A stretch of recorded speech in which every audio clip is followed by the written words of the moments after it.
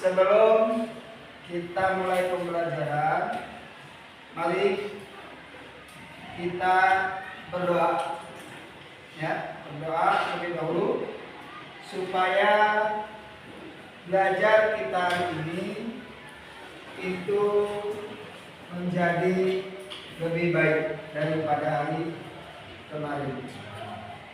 Dan mudah-mudahan apa yang kita dapatkan hari ini sebagai bekal buat kalian di masa depan kalian. Amin ya Rabbal Alamin. Silakan untuk ketua kelas memimpin doa terlebih dahulu. Untuk siap, guru mengawali kegiatan, anggota kita berdoa. Berdoa mulai.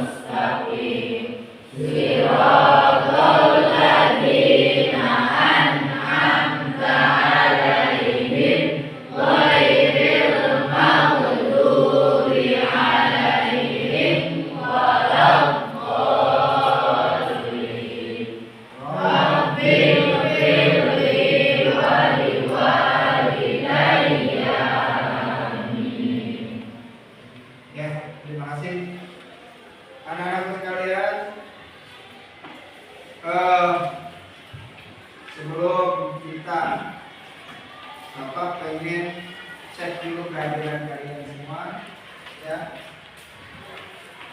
Cek dulu kehadiran kalian semua itu, siapa tahu ada yang belum masuk atau ada siswa yang keluar.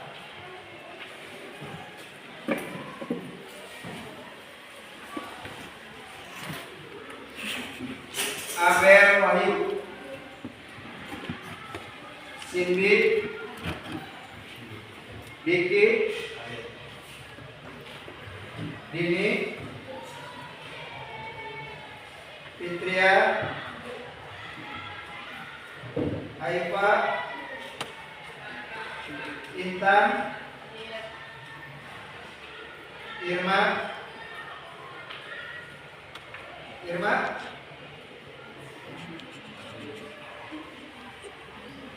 Isun, Paulia, Latifa, Luki Chandrawati, Luki Chandra mana Luki? Izin. Mahfud Anwar, Latif, Aisyah, Mela, Muhammad Arifin, Muhammad Zulfikar, Nasir, Najwa, Putri Rizkia, Rashid, Riko, Ridwan, Rizky Akbar, Roy, Sahabat Ngasna, Sarah, Sylvia Nurhadija, Siti Nuraini, Siti Nurhadija, Winda Ayu Lestari. Ada yang belum tersebut? Siapa? Hah? Sas? iya. Sekarang yuk. Nah, Mona lewat. Secara April. Oke. Ya. Anak-anakku sekalian. Ya, hari ini kita bisa belajar ya dengan benar. Alhamdulillah kondisi kelas artinya sudah memadai, cuma ada sedikit yang harus diperbaiki.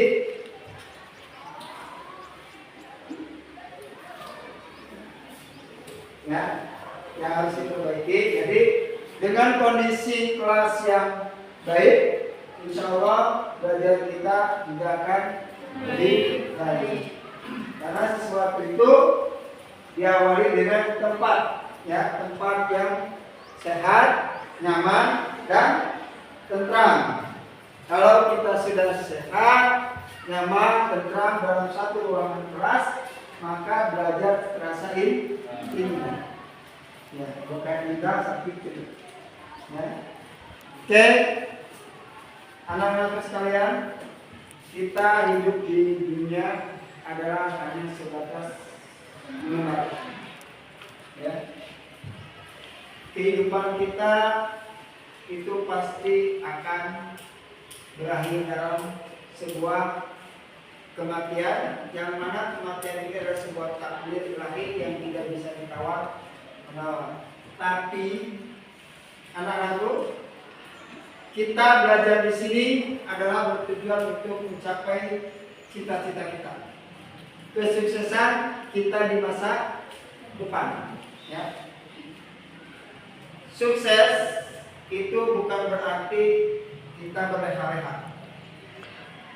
Semua orang perlu proses. Contohnya, kalian sekarang bisa ke SMA Tempuran, itu melalui proses. Kalian sekarang dari kelas gak terasa, baru kemarin kita sekolah SD. Ya, terasa gak? Tidak terasa gak? Tidak terasa. Baru kita baru saja kemarin kayaknya sudah baru SD kayaknya. Sekarang kita sudah SMA. Baru kemarin kita di SMP. Baru kemarin kita di kelas 10. Sekarang sudah kelas 12. Artinya apa? Ini adalah proses perjalanan hidup kalian yang mana kalian istilahnya melalui rintangan, tantangan, segala macam itu kalian ada. Begitupun dalam kehidupan kalian. Orang yang sukses adalah cuma satu kuncinya. Komitmen dalam melaksanakan tugas, komitmen dalam melaksanakan apa yang kita inginkan. Coba kita buka bukunya, buku paketnya dibuka tentang mengkritisi diri kita sendiri. Silakan.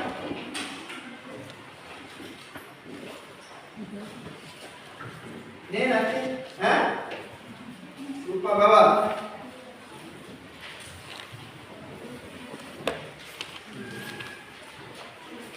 Ya, bukan buku tulis, tapi buku pakai.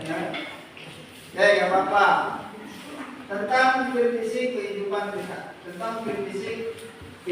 kita, Kemarin kita sudah tahu di kelas 10, kelas 11 juga sudah belajar tentang mengkritisi kehidupan sendiri. Ya. Orang yang mengkritisi adalah orang yang berpikir. Di mana orang yang berpikir adalah orang yang selalu memberikan waktu buat kita. Ya. Selalu memanfaatkan waktu yang selalu ada di kita.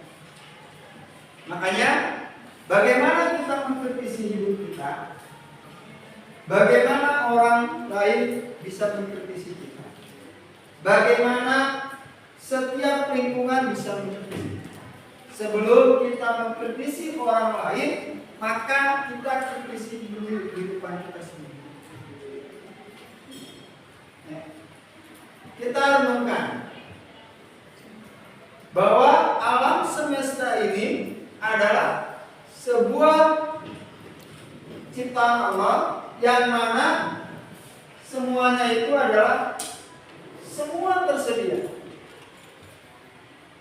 Allah menciptakan angin, Allah menciptakan air, Allah menciptakan bumi, ya, dan tanaman-tanamannya, langit, serta hujannya, itu adalah kehidupan yang harus kita kritisi, yang harus kita berpikir. Karena dengan kita berpikir ini, maka apa yang ada di dalam dunia, apa yang diciptakan oleh Allah, itu akan bermanfaat bagi kita sendiri. Dalam Al-Quran disebutkan, ya,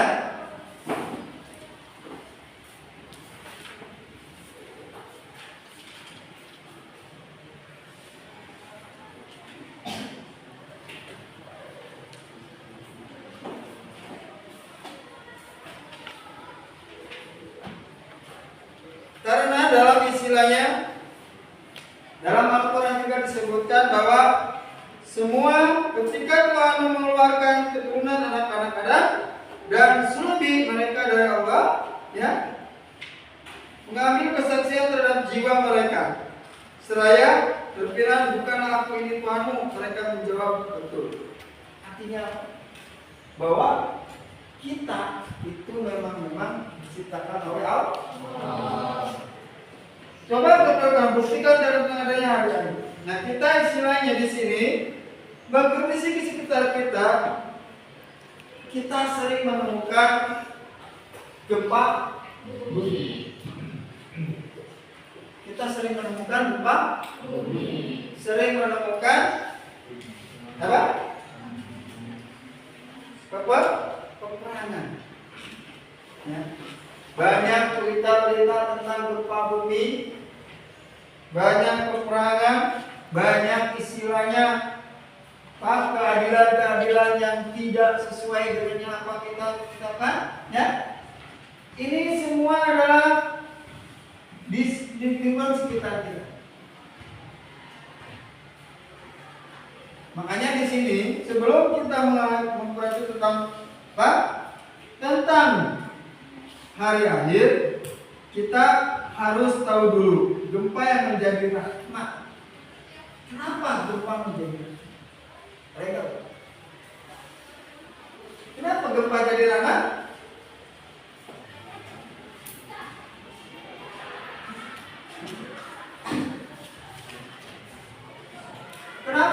Kenapa gempa menjadi rahmat buat kita?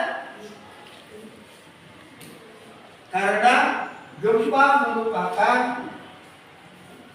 supaya kita lebih bertakwa kepada Allah Subhanahu wa Ta'ala. Itu rahmat.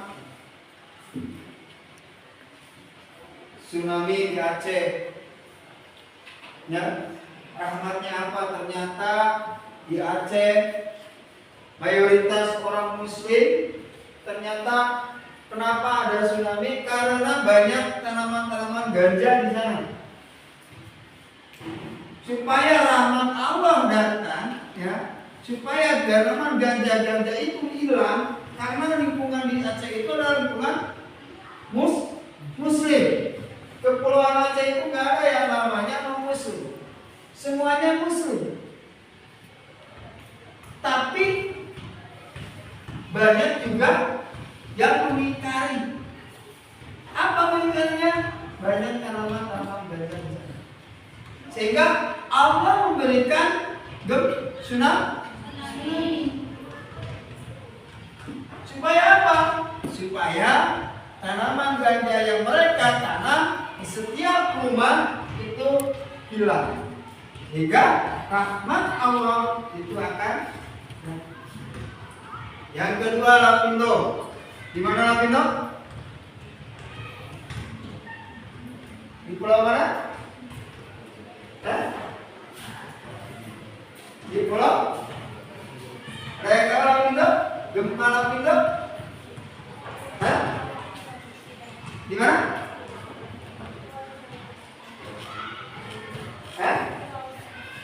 Di pulau Sumba? Di pulau mana? Lapindo? Ayo, PKN nih, geografis. Gimana? Di Pulau Jawa atau Pulau Sumatera? Atau Pulau Maluku atau pulau yang lainnya? Ya? Lapindo merupakan salah satu perusahaan pertamina, ya, yang mana itu terdapat di Pulau Jawa Timur, ya, di Pulau Jawa Timur. Apa manfaatnya sekarang rahmatnya? Ya, rahmatnya itu adalah dengan adanya Lapindo yang menjemput dari maka menjadilah sebuah gurun tembak, gurun artikel. Itu adalah rahmatnya, kekayaan Indonesia yang diturunkan, yang disebutkan melalui Pertamina, tapi dengan kehendak Allah, maka artikel itu keluar. Itu rahmatnya. Ya. Kenapa sampai 1 kecamatan, 2 kecamatan, 3 kecamatan, 4 kecamatan? Ternyata di lingkungan itu banyak sekali orang-orang yang berbuat maksiat. Ya, orang-orang yang berbuat maksiat, orang-orang yang jauh kepada Allah, maka Allah beri bencana. Dengan adanya Lapindo, alhamdulillah lingkungan sekitar mereka sudah menyadari bahwa kekuasaan Allah itu ada. Selain itu juga dengan adanya Lapindo, kekayaan alam Indonesia semakin bertambah di bidang artikel, ya, itu meningkat. Jadi sesuatu yang kita lakukan, yang Allah lakukan kepada umatnya, ya, kepada hamba, bukan umatnya tapi kepada hambanya, itu semua karena sayang kepada kita, termasuk kita, ya, termasuk kita pun sama, sangat disayang oleh Allah. Cek bahasa Sunda nama tepati-pati nyian meja, namun terkudu diurus. Kita bikin meja nih, ya. Atau kalian bikin sesuatu, kalian sayang nggak hasil karya kalian? Sayang nggak? Sayang. Kenapa? Maka kalian pelihara, kalian perbaiki, ya. Pada saat itu yang benar-benar karya kalian, maka kalian perbaiki, kalian begitupun Allah. Allah menciptakan manusia itu karena sayang. Sehingga setiap apa yang diberikan oleh Allah kepada kita itu adalah tanda kasih sayang Allah kepada kita. Ya. Jadi kita harus berpikir positif. Jangan istilahnya yang Allah teguh masih kurang negara ujian, ya, gitu. Makanya kita harus berpikir kritis, kita harus mencari pengetahuan tentang apa yang kita niatkan, cita-cita sekarang. Dari situlah kita akan paham bahwa bumi Allah, ya, disitulah bumi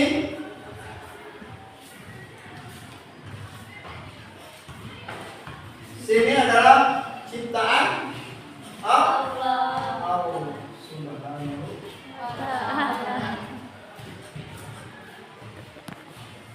Ya. Hanya Allah memberikan, kita harus berpikir bahwa Allah menciptakan dan Allah Subhanahu itu adalah yang termasuk ada bumi dan isinya siapa? Itu manusia. Makanya Allah sangat benci pada orang-orang yang merusak. Allah sangat sangat istilahnya Allah yang merusak. Bagi Allah tidak ada sedikit pun manusia itu adalah, karena Allah itu paling sayang kepada manusia. Kenapa manusia yang tidak sayang kepada Allah? Kenapa kita harus bisa beriman kepada hari akhir? Kenapa? Ya? Kenapa kita harus beriman kepada hari akhir? Sebelum kita kenapa kita harus beriman kepada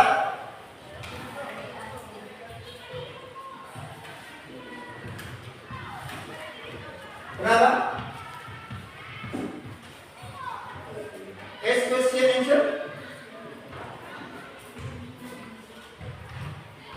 Kenapa kita harus beriman kepada hari akhir? Ya?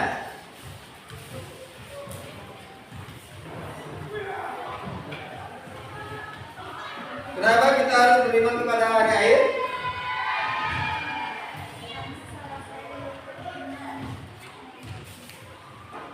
Karena salah satu rukun iman yang kelima, boleh. Rukun iman yang kelima. Ada lagi?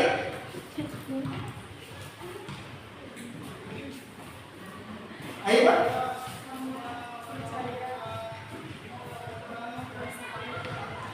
Percaya bahwa kuasa Allah itu ada.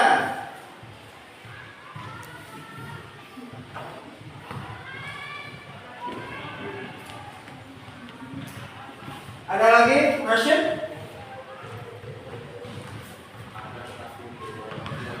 Agar takut berbuat maksiat.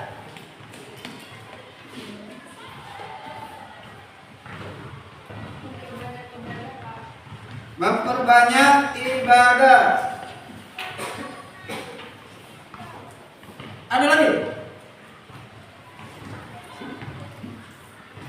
Neng, apa? Nah?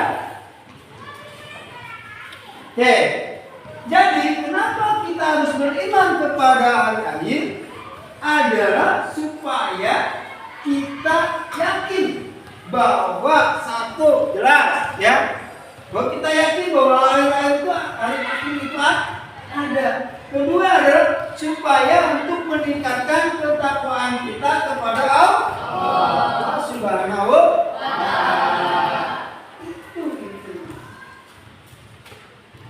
Karena pertama kita iman kepada Allah, kedua iman kepada malaikat, ketiga iman kepada kita keempat iman kepada Rasul, kelima iman kepada dari lima ini sudah jelas. Ada beriman kepada Allah, kita meyakini Allah itu ada. Kita meyakini malaikat itu ada. Kita meyakini kitab itu ada. Kitab itu adalah sebagai petunjuk kehidupan kita sehari-hari. Sehingga bahwa Rasul itu adalah utusan Allah. Kita menjalani kehidupan kita sesuai petunjuk Allah. Kita menjalani kehidupan sesuai petunjuk para Rasul. Yang mana para Rasul ini adalah sesuai dengan petunjuk Allah. Yang diturunkan oleh Allah adalah kitab-kitab, kitab Zabur, kitab Injil, kitab Taurat, dan kitab Al-Qur'an. Kita yakin, ya. Maka orang yang sudah beriman sebelum kepada qadar dan qadar, ya, qadar, ya, bukan kadir, qadar, awas kata qadar dan kadir lagi, ya. Jadi dengan beriman lima ini kita sudah yakin ya bahwa dalam Al-Quran juga disebutkan, maka akan aku datangkan hari kiamat. Yang mana hari kiamat ini terbagi dua. Yang pertama kiamat sugro. Yang kedua kiamat kubra. Kiamat sugro adalah kiamat kecil.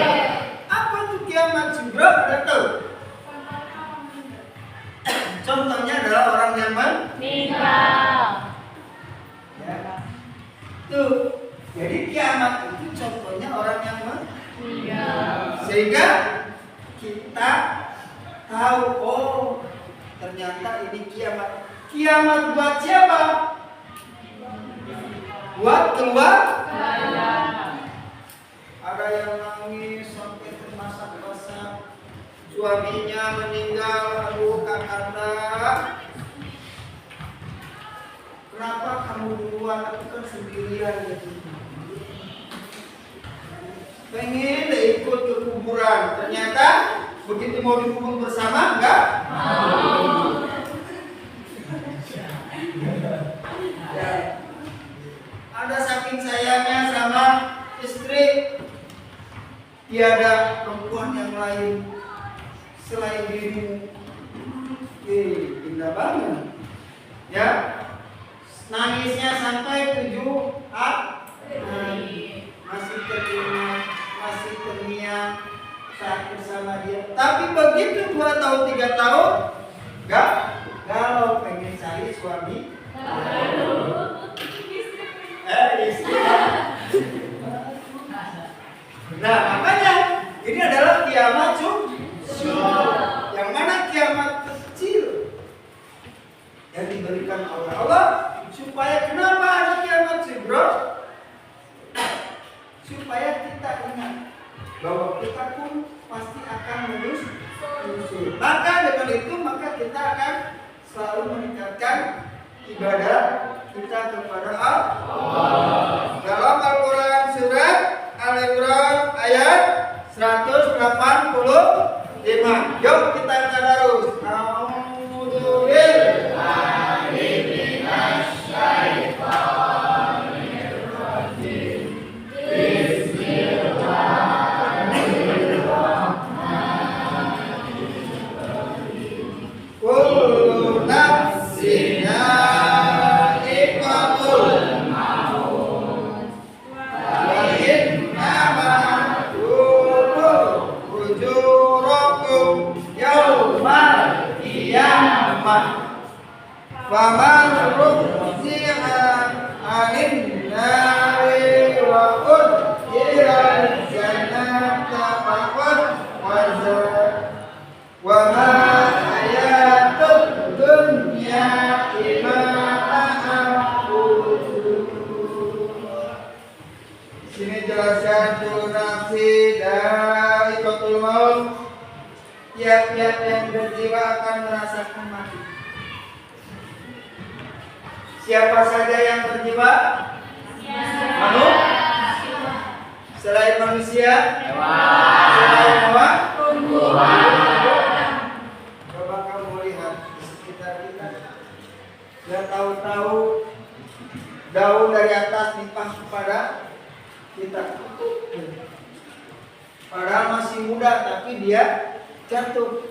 Ya, itu adalah kekuasaan apa? Bisa jawab? Kekuasaan Allah.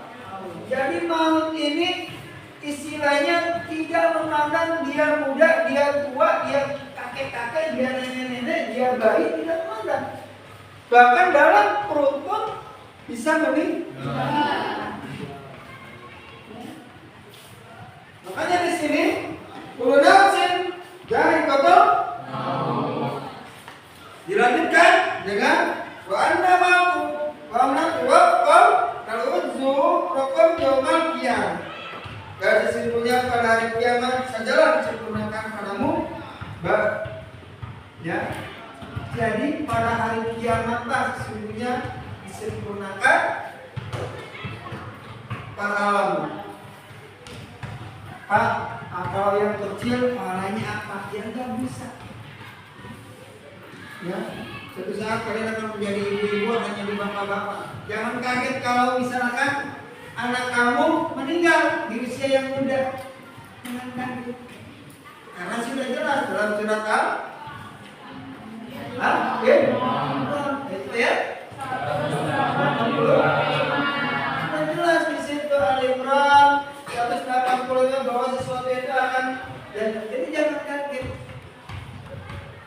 Makanya kenapa ada pelajaran ini?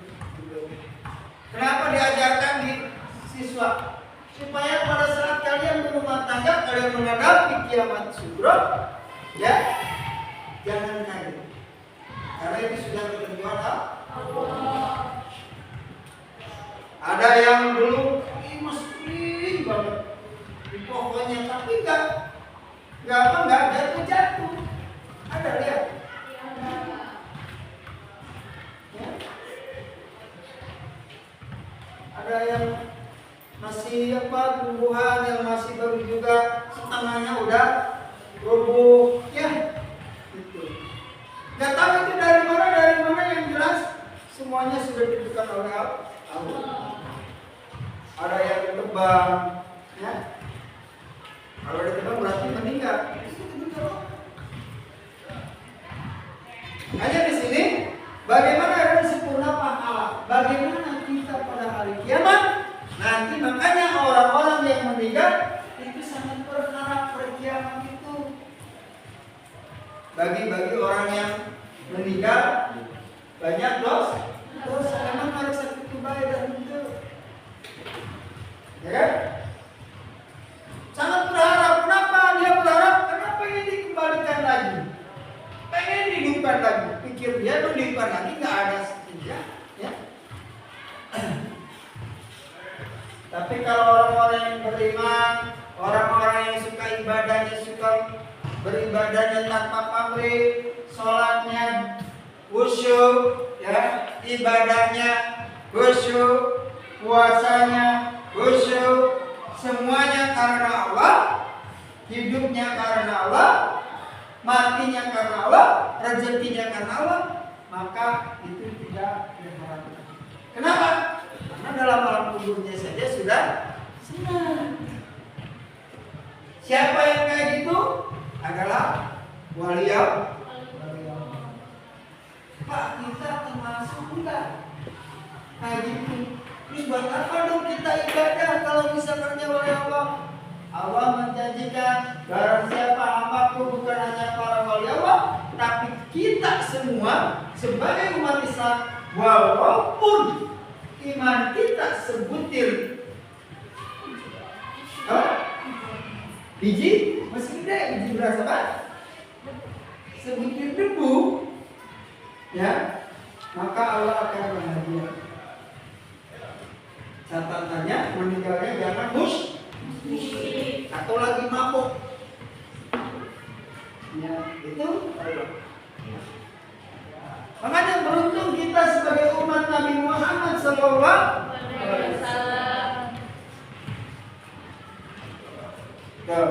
Yang kedua adalah makanya kiamat saja digunakan palamu. Barang siapa dijauhkan dari neraka dan masuk ke dalam surga.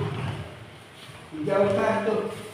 Dan ibadahnya kuat, sholatnya kuat, tahajudnya kuat, sholat sunatnya kuat, puasanya kuat, ibadahnya semuanya kuat, kepada masyarakat istilahnya baik, kepada Allah baik. Ya. Kita jangan tahu aja baik, tapi ke masyarakat pun harus baik. Jangan ada rasa dengki. Ini bagaimana dengan teman aja suka membuli? Ya, enggak? Ada di sini. Bully itu bikin sakit hati. Kalau udah sakit hati itu lain. Perasaannya gimana rasanya sakit hati itu? Ya. Apalagi saling kita menyalahkan orang lain. Ya. Tuh. Makanya kalau ada kita dibully sama orang lain, kita mudah ya Allah, mudah-mudahan orang yang bully kita sadar. Kalau nggak sadar juga ya Allah, berikan rezekinya kepada kita. Jadi jangan dibully lagi. Ya. Kalau ada orang yang menghina kita, di hadapan Allah itu adalah kita semua adalah kecil. Ya. Tuh. Di sini kan jadi apa? Pahala yang baik akan masuk ke dalam surga. Kalau orang yang sering berbuat baik, insya Allah kemanapun akan berbuat baik. Tapi kalau orang yang suka iri dengki, insya Allah dimanapun dia akan iri dengki. Ada jangan deh, kamu istilahnya membuli-buli cuma gak boleh, ya? Karena bullying itu adalah salah satu perbuatan yang paling kejam di atas pembunuhan. Kenapa kamu bilang itu pembunuhan? Karena menyakitkan hati orang. Kita dipukul, ditonjok sama orang, jebret, sakitnya segitu. Tapi kalau udah dibully sama orang, sakitnya bukan hanya segitu, tapi sakitnya sampai dengan akhir ya. Ingat kalian, ini orang yang dibully terus nih, dia ibadah, dia berdoa semuanya istilahnya. Begitu kamu mau ke surga, ditarik sama orang membully, ya, ditarik. Hei, ngapain kamu ke surga? Jawab, saya nggak terima. Dia masih ke surga. Kenapa pulang? Dia dulu waktu di dunia bareng sama saya, waktu di sekolah bareng saya dibully sama dia bisa-bisa. Maka saya nggak terima. Dia masuk surga. Mau? Maka saya minta dia masuk surga. Tuh, cuma gara-gara dulu. Mau kayak gitu? Makanya ya, jangan pernah ngebully kalau ngebully orang itu sakitnya sampai kubur sampai gugur. Tuh, ya, sampai hati yang paling dalam. Ingat nih, ya.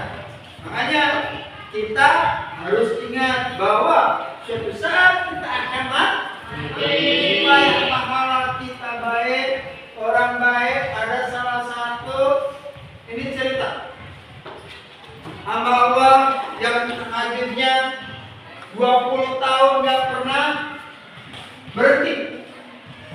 Sholat sunatnya 20 tahun gak pernah berhenti. Dia sering ke masjid juga, gak pernah berhenti jamaahnya. Suatu hari datang kakek-kakek duduk di depan rumahnya. Dengar cerita ini? Dengar? Ya, suatu hari datang ke rumahnya, dia keluar, dia tanya, "Hai hamba Allah, siapa kamu?" Dijawablah oleh hamba Allah, "Saya adalah malaikat." Apa yang malaikat? Oh, saking bahagianya karena rumahnya disemperin oleh malaikat. Saking bahagia. Siapa coba orang yang tidak mau kedatangan malaikat? Hah? Siapa? Semuanya pasti sambil membawa buku gede. Apa yang kamu bawa, hai malaikat itu? Malaikat, saya bawa buku besar amal catatan. Oh, karena ini orang ini sudah yakin yang akan masuk surga. Karena yang bawanya malaikat Jibril. Yakin banget, ya. Buku apa yang kamu bawa, hai malaikat? Buku amal soleh, buku ibadah kepada Allah. Kata dia, oh pasti ada nama saya nih, tidak? Pasti ada nama saya. Coba malaikat cari nama saya, ada nggak? Dicari. Kata malaikat, tidak ada nama kamu. Kenapa tidak ada? Saya kan tiap hari itu ibadah kepada Allah. Ya? Saya semuanya serahkan kepada Allah, ibadah kepada Allah.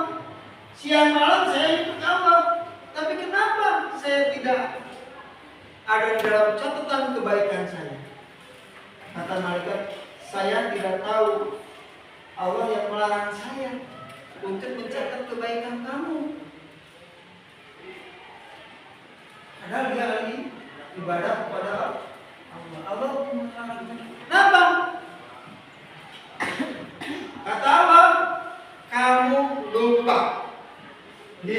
pinggir kamu ada yang kelaparan, di depan kamu ada yang orang miskin, di depan kamu ada orang yang membutuhkan kamu, sebelah kiri, kanan, belakang itu membutuhkan, tapi kamu lalai. Kamu suka membicarakan jadi hablum minallah, hablum minannasnya kamu tidak. Tuh. Apalagi kita yang ibadahnya sebelum sekali masih mau membuli orang, masih mau membuli teman kita. Orang yang ahli ibadah aja, kalau dia hanya hablum minallah, tidak hablum minannas, maka tidak dicatat oleh Allah. Makanya ngebully itu salah satu adalah perbuatan yang paling kejam daripada pembunuh. Kalau dulu ada fitnah lebih kejam dari sama, sekarang ngebully lebih kejam dari. Makanya di sini kenapa Pak kok apa hubungannya kiamat sugro dengan ngebully? Karena kita akan mati.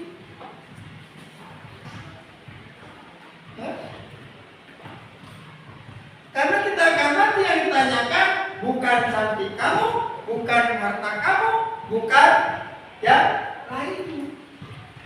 Juga, ayo Pak, kamu ke kuburan bawa emas 80 gram enggak? Enggak, yang tanya tetap paham. Kalau kita sering bantu orang dengan ikhlas dan ridho, maka Allah akan memberikan yang terbaik. Situ dalam Imran dan dalam surga, maka sungguh ia telah beruntung. Kehidupan dunia itu tidak lain hanyalah kesenangan yang memperdayakan. Jadi kehidupan dunia itu hanya memperdayakan kita. Ya, tuh. Terus yang kedua adalah peristiwa fitrah, adalah peristiwa fitrah yang harus kembali akan terjadi sesudah mati antara lain sebagai berikut.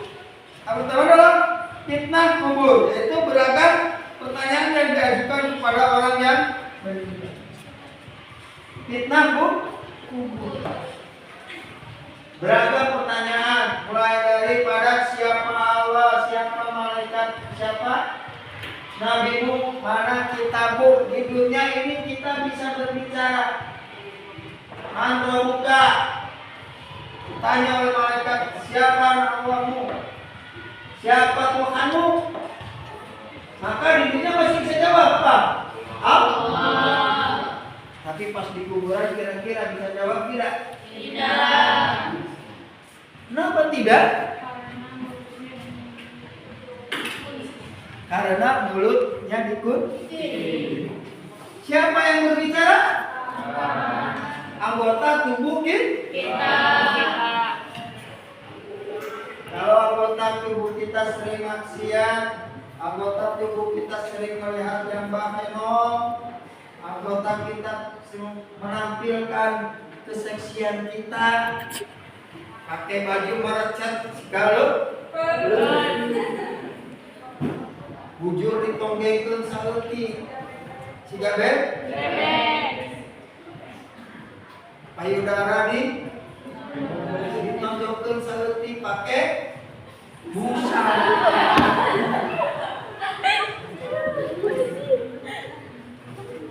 Pak, kan itu sekarang kan gitu, iya kan boleh. Ya, pengen cantik pakai skin, boleh nggak? Boleh. Siapa yang tahu apa? Kayak gitu. Ya. Jadi pada saat sebentar fitnah kubur adalah pertanyaan. Pertanyaan oleh Allah, bagaimana tentang kehidupan kalian? Misalkan bulan, siapa nama Tuhanmu? Karena dia sering ibadah, sering kuat, istilahnya hablum minallahnya kuat, hablum minannasnya kuat, maka yang menjawab adalah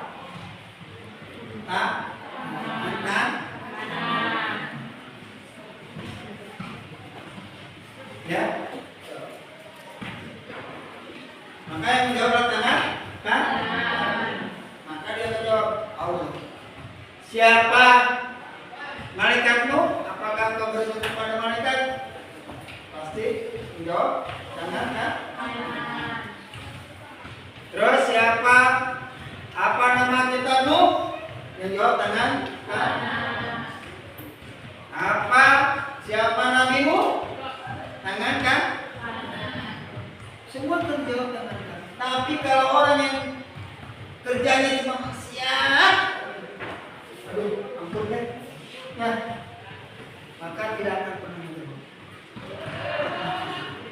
Ada salah satu ceritakan bahwa di dalam kubur itu ada ular, yang namanya ular apa?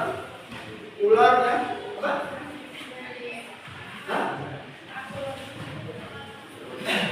Ular apa? Ada yang sebut dengan namanya ular, itu ular sangat besar yang nggak pernah dilihat oleh manusia. Kaus? Kausnya apa? Ular apa? Paus. Ya. Dia kalau misalkan itu siap mencekam tuh manusia yang tidak bisa menjawab pertanyaan malaikat. Malaikat siapa? Munkar kan? Karena kalau misalkan yang untuk kejahatan malaikat apa?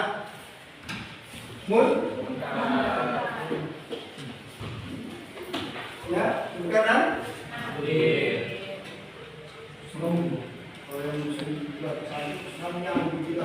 Katanya kayak kamu juga belum. Ini menurut sejarah saja, ya.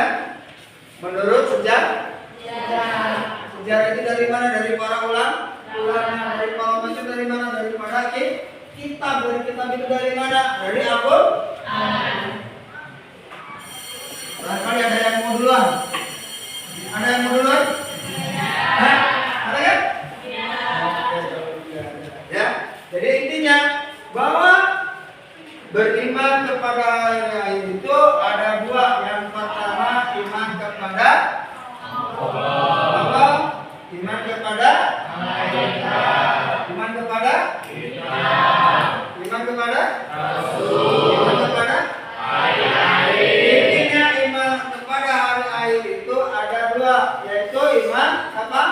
Hari-hari itu ada terbagi dua, yaitu hari kiamat itu terbagi dua, yaitu kiamat subuh dan kiamat kubra. Ya, itu dalam kiamat kubra besar hingga nafsun wirat. Wa idza nujum kadarat. Wa idza jibalu. Ya, apabila matahari digulung, apabila bintang berjatuhan, dan apabila gunung-gunung dia. Sekarang tanda-tanda dari kiamat sudah ada. Kemudian kata Nabi Muhammad SAW berkata, pada akhir zaman akan banyak orang-orang yang mengaku nabi, orang-orang yang mengaku cucu nabi, tapi kelakuannya iblis.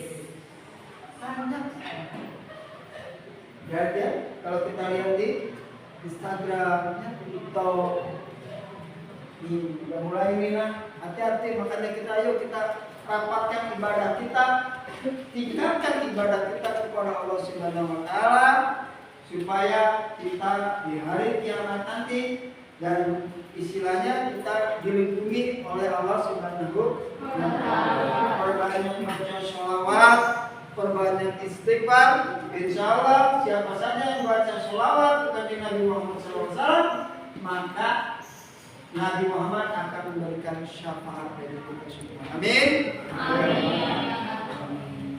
Kesimpulan dari materi ini adalah bahwa pertama kita harus mengkritisi lingkungan kita sekitar. Yang pertama, setiap apa yang diberikan oleh Allah terhadap kita, baik itu bencana maupun kesenangan, itu adalah rahmat Allah. Yang kedua, kesimpulan daripada beriman kepada hari akhir, bahwa kita pertama harus yakin bahwa hari kiamat itu ada. Yang kedua, kita meningkatkan kualitas ibadah kita kepada Allah Subhanahu wa Ta'ala. Yang ketiga adalah meningkatkan kualitas pendidikan kita, meningkatkan kualitas kehidupan kita untuk mencapai apa yang kita cita-citakan dengan ridho Allah. Ada pertanyaan? Sebelum apa tutup? Ada pertanyaan? Oke. Kalau tidak ada pertanyaan, Bapak ucapkan terima kasih. Wassalamualaikum warahmatullahi wabarakatuh. Waalaikumsalam.